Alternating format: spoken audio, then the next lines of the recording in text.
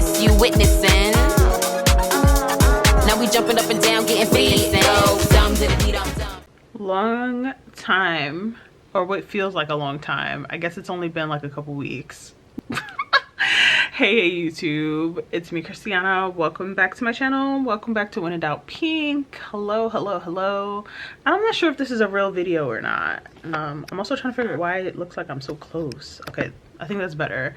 Ignore my life in the background. Like I said, I don't even know if I'm actually gonna post this because I don't actually know what we're talking about here, but I thought we could chat while I do a quick weave. You know what, actually I think it might be good to use the categories from my monthly roundup as a guide to kind of get me chattering, because I think there are things that we could catch up on. It's just been a minute since we've caught up.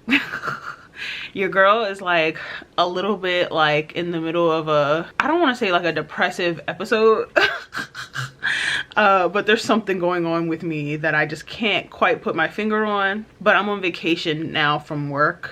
Today's day one of my like vacation, and I'm hoping that will like help to reset me, you know, because I feel like I need a reset a little bit. I really do. Okay, so I started the base of my quick weave yesterday, and then I got tired and I was like, let me learn from last time, because last time I did a quick weave while I was tired, and it came out a mess because I was just trying to hurry up when really I could have waited till the next day. I've been doing this thing recently, like where I'll be like my brain will be like, you gotta do it right now, you gotta do it right now, and then I will like try to intentionally stop and be like, do I actually have to do this thing right now? And what happens if I don't do this right now? Can this thing actually wait till tomorrow? When I can remember to do that, usually it is that it can wait, whatever it is. You know, very helpful for the neuro spicy girlies. Okay, so I'm doing a flip over method quick weave, right? So my edges are out. I do minimal leave out. I got some of my protective cap on my leave out. Great, that's amazing. I used a different brand of protective cap by Kiss this time. Red by Kiss, quick dry hair protective cap, and then I still use a you know, a real cap. But I like to like make sure my hair is protected underneath, you know what I'm saying? So I still use like the liquid stuff. But yeah, this thing is like plastered to my head at this point. I was trying to adjust it earlier because I can feel like a little strand pulling under there, and I actually can't even adjust it because this thing is stuck. Not really stuck if I put water, you know, but I don't want to mess it up. But yeah, we're gonna do a minimal leave out quick weave. I have this curly hair that I wanted so I can feel like I'm on vacation, you know what I'm saying? I've never used this hair before. It's synthetic, you know, because I'm doing a glue-in. I'm not gonna buy real hair, or I might. I never say never, but this is synthetic. It's from Model, the Gardenia Master Mix, tangle free, 30% more hair than usual, and it's in a 30 but with the dark roots. This is what the girly looks like with the hair. I thought it was really cute, and I think when I go to like brush it, it'll get big for me. I don't need to brush it, but that's the vision, okay? That I'm gonna like have all this hair and then I'm gonna brush it out so I can get like a little fro-y, curly, scissor type of look. Okay, there's no closure in this, and so we're gonna like pray for the best with the flip over method. I should say too, this is really long hair, 24, 26, 28, but because it's curly, you're not gonna like, it's 28, you know. The real question is it labeled? Are the bundles labeled? They really aren't. How will I know? Oh, I guess I can just like eyeball it. So this looks like the longest one. Okay, cute though. Let me get myself set up. Anyway, I feel like there's been a lot going on lately. I was just like talking to my neighbor. I had her come over for a few minutes this morning, and we were just like chatting on the couch, talking about the state of affairs. The orange man is like destroying the country as we know it in real time, and so many people are just like so exhausted by it. I'm exhausted by it. It feels much worse in a lot of ways than it did the last time he was in office, because it just feels like things are moving so rapidly, and he knows the rules of the game much better than he did the last time. I think last time he was much more cautious in the things that he was doing. As crazy as that sounds, I think he was much more cautious last time, and I think this time he just feels really empowered, emboldened, and he just doesn't care. And so many people are just like getting caught in the crossfire of the decisions that are coming out and getting made without any regard to like anyone. Anyone. That is actually what is on my heart right now. This won't be all we talk about, but the state of affairs right now just had me thinking about so much. Like although I don't have a college degree, I do have student loans. I went to beauty school in 2011 when I went. It was just under $22K for me to go. And then over the years, I had gotten some college, like had gone to school, I just didn't finish kind of thing. It's very springy. And so I do have my fair share of loans that have also just like feel like they have doubled over the years, because this is really the first time in my life that I have like a decent salary. I'm not rich, obviously. You know what I mean? But like I feel like I have a decent salary for the first time in my life, and even still I ain't got it for these loans. And I was watching a TikTok where the girls were talking about these like income-based repayment plans that they had are now just like being thrown out the window by the Department of Education, and like now their like affordable payments are like doubling, tripling, or whatever. And it's just getting scary. It's getting really scary. I was too afraid to put in my like income for like an income-based repayment plan, so I just went with the lowest one that they like offered, you know, because I was like afraid that they would be like, oh well, you can afford to pay this much and I really can't.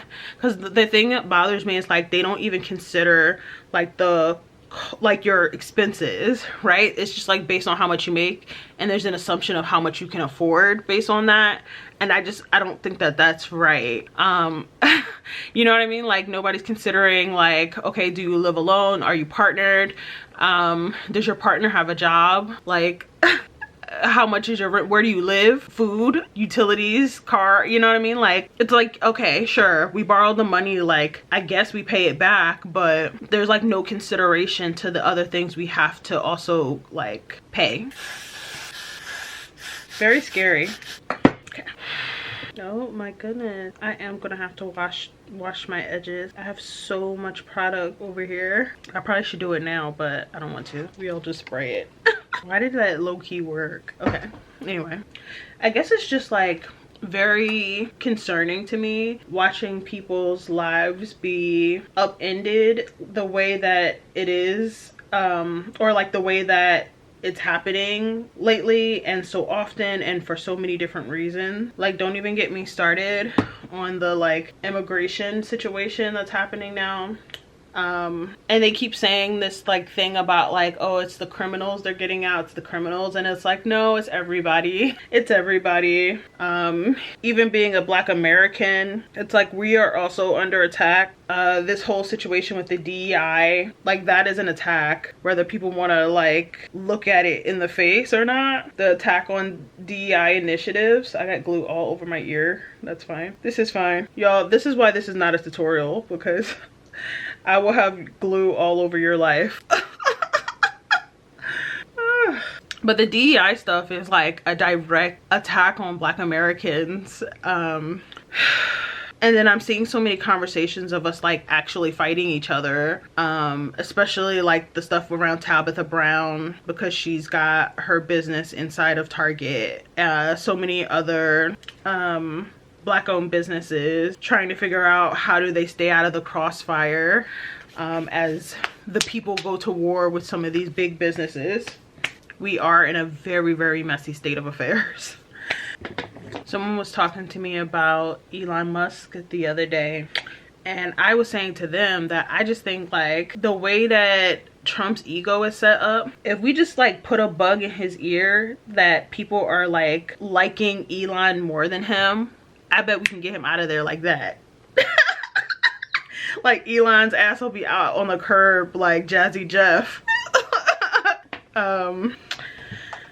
But it is interesting to see like how far he's been allowed to like have his hands in the affairs of the government, and how much of our information is like getting compromised in the midst of that. It's also really sickening to see. It's also been really sickening to see how weak the Democrats have been. I had to watch the State of the Union address for work, and just like watching the way that like very little people were willing to stand up stand up and speak out. Like shout out to Al Green, being one of the only people who stood up to be like, this is not okay. The Dems thought they ate with those little signs, and it's just like embarrassing. It's just embarrassing. If you didn't know, now you know. I'm a Bernie bro. And watching Bernie Sanders like try to get through to people on his own has been something to really see. He's even like on TikTok now, like trying to get a hold of the young people, you know, and try to like mobilize people, because folks are, it feels like we're like collectively in a state of just being paralyzed by the current situation. But luckily we do have people like Bernie who are still willing to fight. I don't know. This is just like a collection of thoughts I have right now. And you know, although I don't really get into politics too heavy on the channel, the air that we breathe is political. The air that we breathe is political, and it's gonna come up. It's gonna come up. The other thing that's been bumming me out lately, I'm kidding. Okay, so this past weekend I went to Alabama. And while I was there, well, first of all, I was there for the 60th anniversary of Bloody Sunday, which was like the fight for voting rights for Black Americans. For the most part, there were other groups that benefited from that happening, but I was there for the 60th anniversary.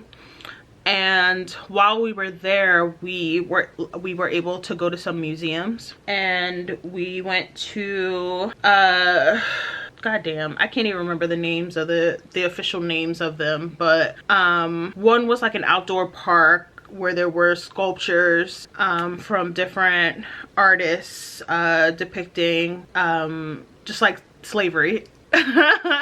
Slavery. Lots of beautiful sculptures, some that were harder to look at than others. There were just like a lot of emotions happening for me. Definitely left pissed off. We went to the lynching museum, where they basically have like used the records of folks they know had been lynched, and sometimes they had like the reasonings as to why the folks were lynched, and they had them on these like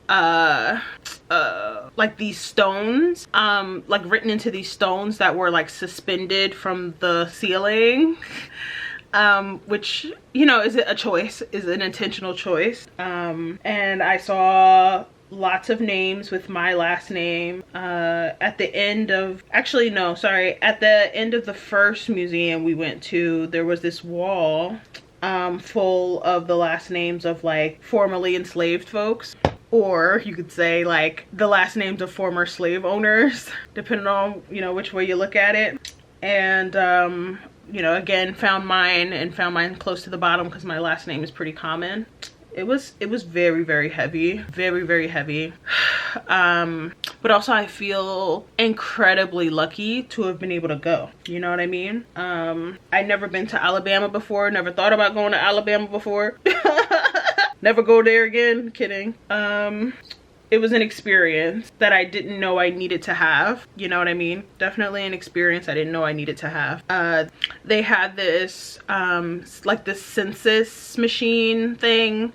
I think it was like 1870 census that tells you like at that point how many people with your last name existed. And for me, it's like spread out all over the United States, which means that like I could have family anywhere. It was heavy. It was so heavy. I couldn't even talk about it at first when I got back. I had to like sit with it for like a whole day. Needless to say, my mental health is like slipping and sliding. Slipping and sliding. Things have been kind of rough lately, but the weather's getting better, so I'm hoping that with the change in the weather, there will be a change in me. Okay, we could talk about books a little bit because I do have some stuff to say. I really should get a mirror, but I won't. I really should, but I won't. I just wrapped up this book called Being Jewish After the Destruction of Gaza. It was just like about this guy who he shares a little bit about like himself and how he grew up being Jewish, and but also like he gives a lot of historical context that someone who is me, who is not like Jewish or anything like that, like the book had a lot of insight, I think, just for things that I didn't quite understand, or wouldn't understand being outside of that community. Hold on, glue on my ear, I can feel it. Okay. He also like shared a lot of stories from people in Gaza who more recently are like in the midst of the genocide. Folks whose stories like would have never gotten told otherwise because they are now not here anymore. It was like very deep. I listened to it. I don't know if I said that. I listened to it audibly, and I was kind of glad that I did, because the way that he just put so much power behind all of his words made me want to keep going, even though some of the stories and things that he was saying were like heartbreaking. You know, you got to be kind of in a certain space to listen to a book like that, to read a book like that or whatever.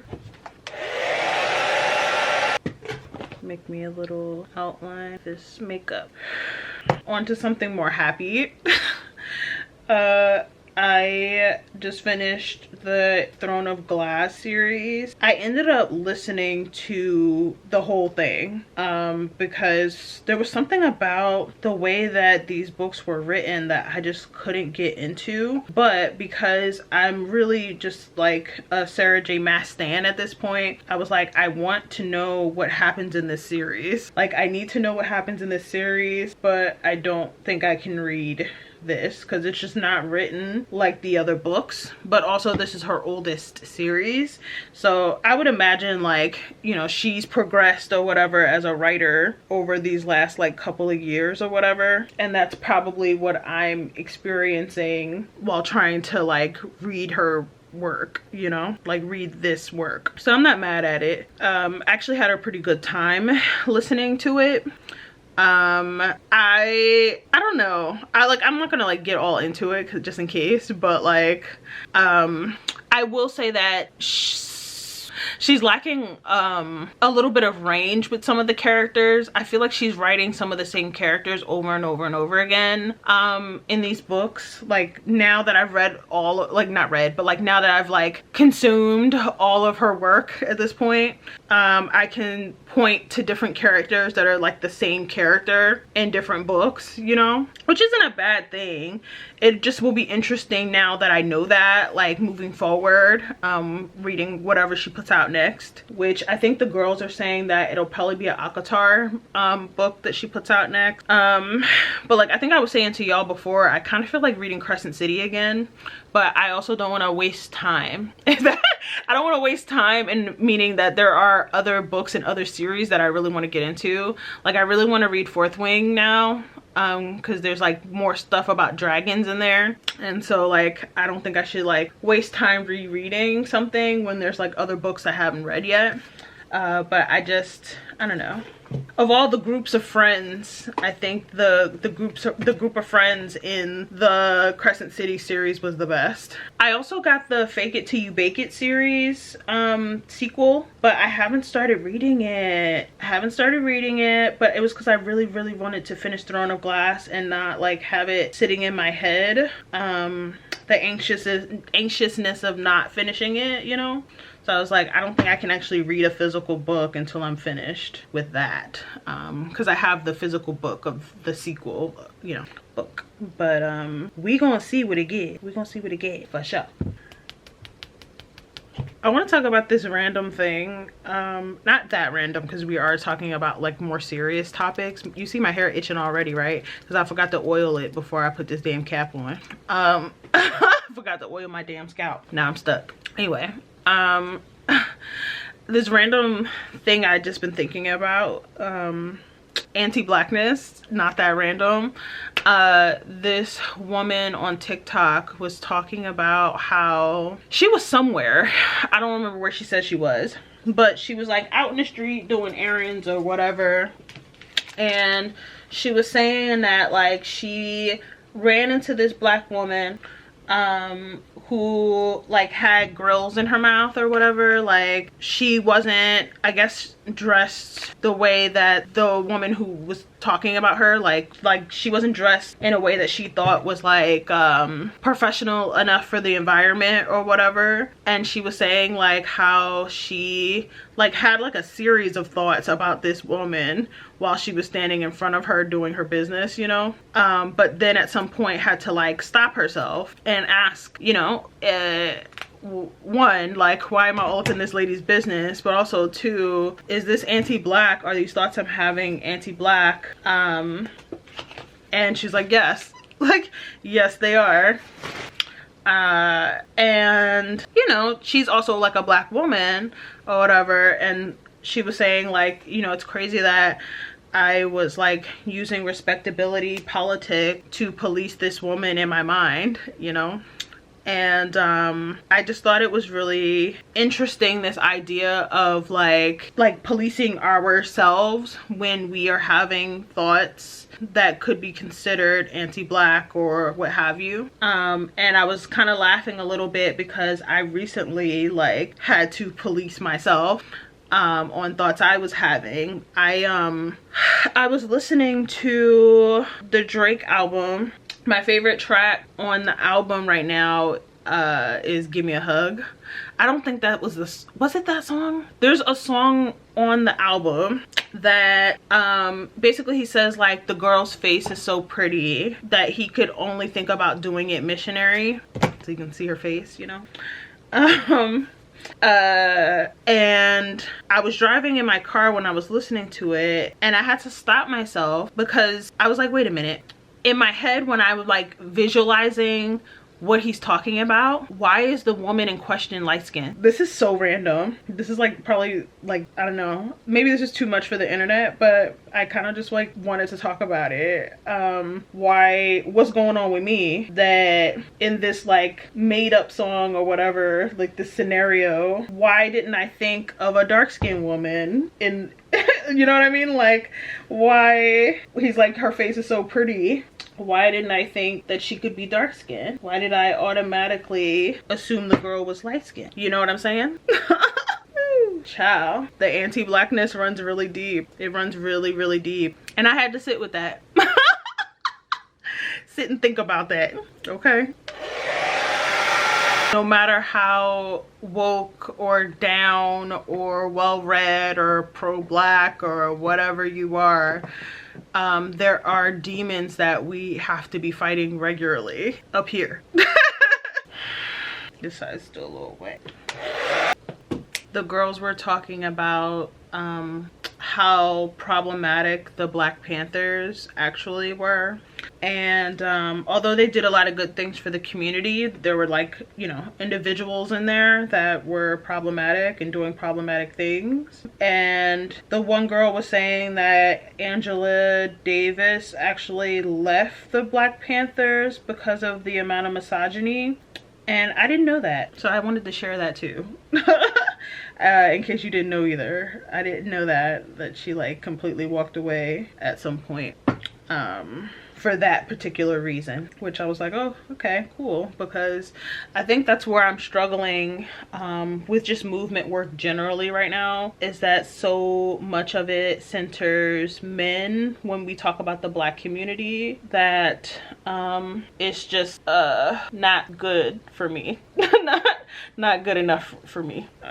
The other day was Breonna Taylor's, was it her birthday or the day that she was killed?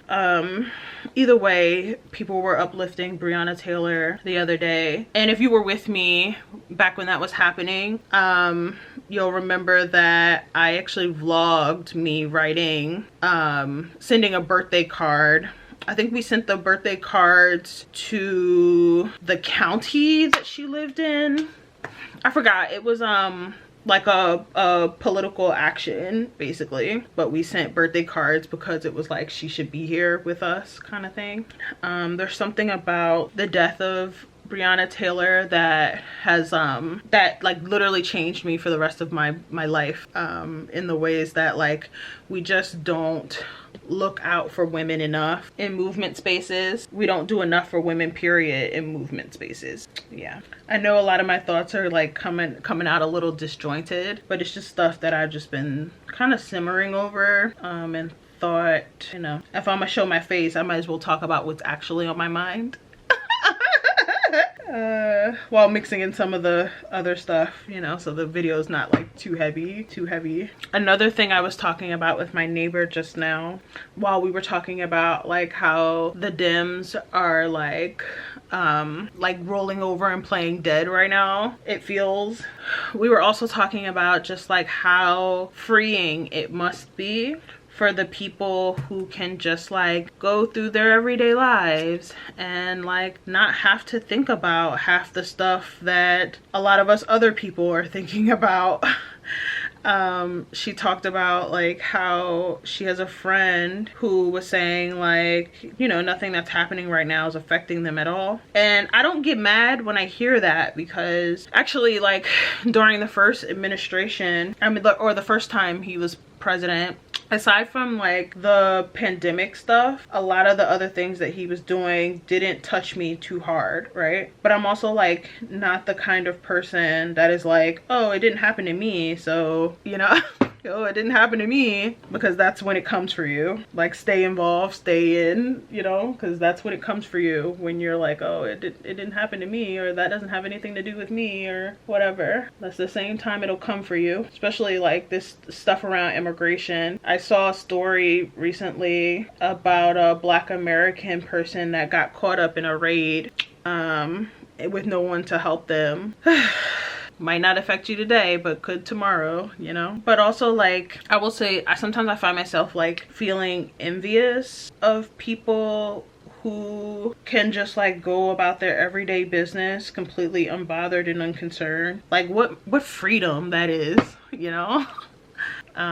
Jealous. I'm very jealous of that, because even though I am in a certain kind of place with my activism more recently, like I'm just tired, you know? I gave my 20s to activism and, you know, fighting the good fight and blah, blah, blah. Being on the other side of 30, I just feel more tired now. I also like know that I could never just hang it all up all together. And so the fact that some people don't even feel like they need to like, this was not supposed to go right here, this piece. I just realized after I plopped it down, it wasn't supposed to go right there. Fuck. Oh well. It fits though. It does fit. But like how freeing it must be to only have to worry about yourself, or worry about what you're doing, what you got going on, and not have to think about your neighbor. What privilege that is. Come up the back. Child, my brother's texting me right now. And that kid, man, at one point him and I had gotten sick at the same time, you know what I mean?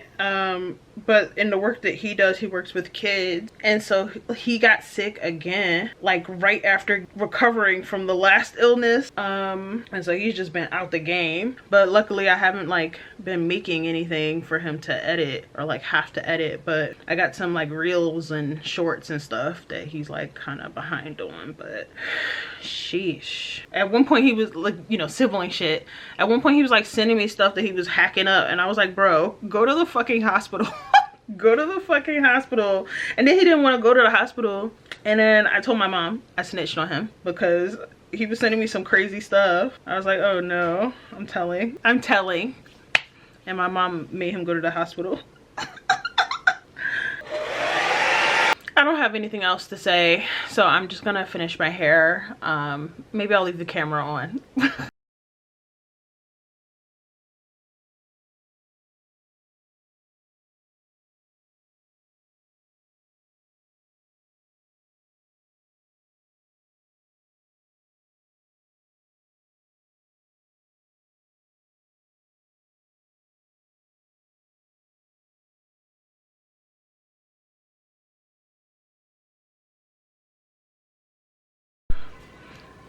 Okay, so my camera died before I could really get to the top, but I'm finished. I'm really satisfied with how it looks. The last pieces are here. You can't really see now because I started moving my hair around. I think there's room for me to do like the like sleek edges thing. I just don't know if I want to do that today, because it looks fine without doing that. I do want to brush this out though. I do want to brush it out because I don't like this like super uniformed curl look, you know. I'm thinking I might actually put a little heat on it and stretch it out with my blow dryer brush is kind of what I'm thinking right now. But I am very into it, especially once I like, you know, get my little face together. It's gonna be cute.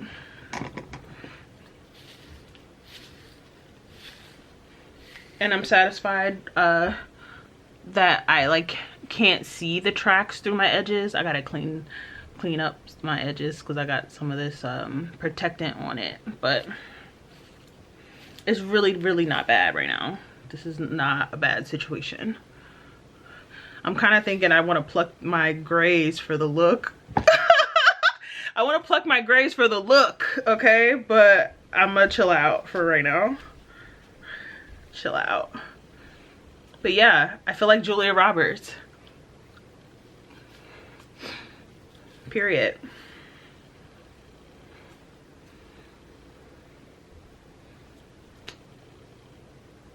I'm into it. I wanted to show you the final look, but like I said, I was finished with the video like an hour ago. All right, y'all. Bye.